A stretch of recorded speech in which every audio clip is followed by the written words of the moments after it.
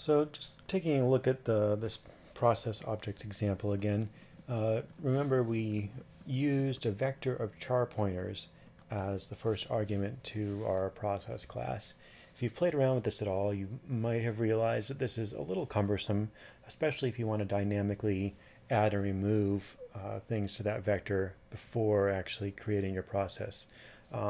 Like if you wanted to give the user the option to enter in arguments that you didn't want to add to that vector, you need to mess around with memory allocation, and then of course you need to remember to free that memory. And it would just be much easier if we could use a vector of strings. Let me go up here and add the include line for strings, for string. And let's take a look at the source, or the implementation. So if I change this to string, it'd be nice if it just worked right away, but if you recall, we were using this little trick to do a constant cast to convert our vector of char pointers to an array of char pointers that the execvp system call would use. That const cast won't work for a vector of strings, but we can use the standard transform algorithm to convert a vector of strings to a vector of char pointers. So if we define our vector of char pointers as a VC, we can do std transform. Now transform, let's take a look at transform. If we look up transform, go to the C++ reference.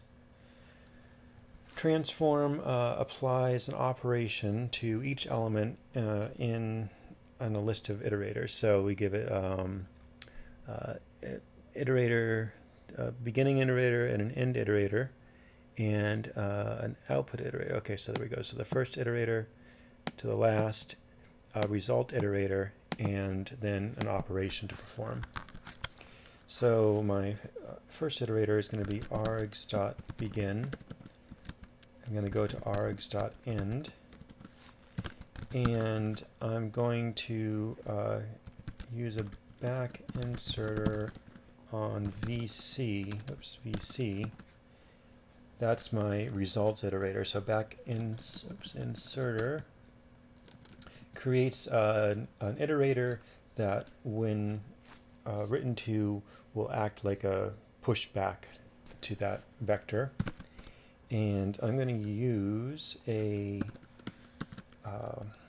lambda function here to put in the conversion function. So this function takes a string, string reference s, and I'm going to return s.cstring. So c_str is a function that you can call on the standard library string that will return a constant char pointer. Close that up. And now down here, instead of using the args, we're going to use VC. So VC is this vector of char pointers that we just created.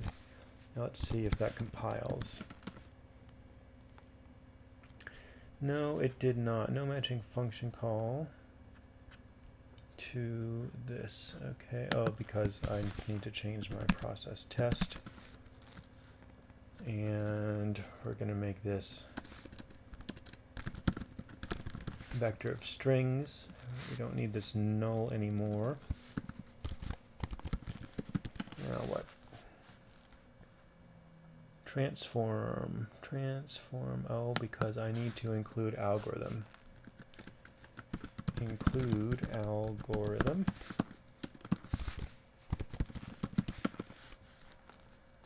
Oh boy, let's see. Let's see here. Oh, probably because I don't need this reference.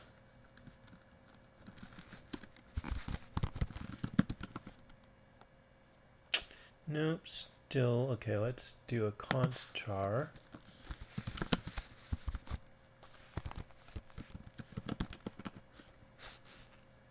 There we go. Okay, so I needed a vector of const char pointers, and now I'm transforming, and I'm giving the transform the beginning iterator for my args vector, which is a vector of strings now, an end iterator, and then the back inserter. And if we can just take a look at that as the back inserter.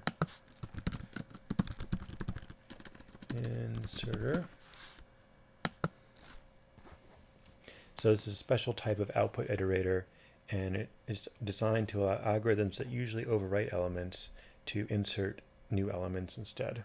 So that's what it's doing. So it's just inserting new elements into this VC vector, and then I make that the same constant cast, but now on the vector of char pointers. So we had to do a little trick here to convert the vector of strings to vector of const char pointers. But what that gives us is now we have a vector of strings in the as the kind of the argument container that we pass that object. So we can. It's much easier to add and remove elements in that vector without worrying about memory allocation before actually creating this process.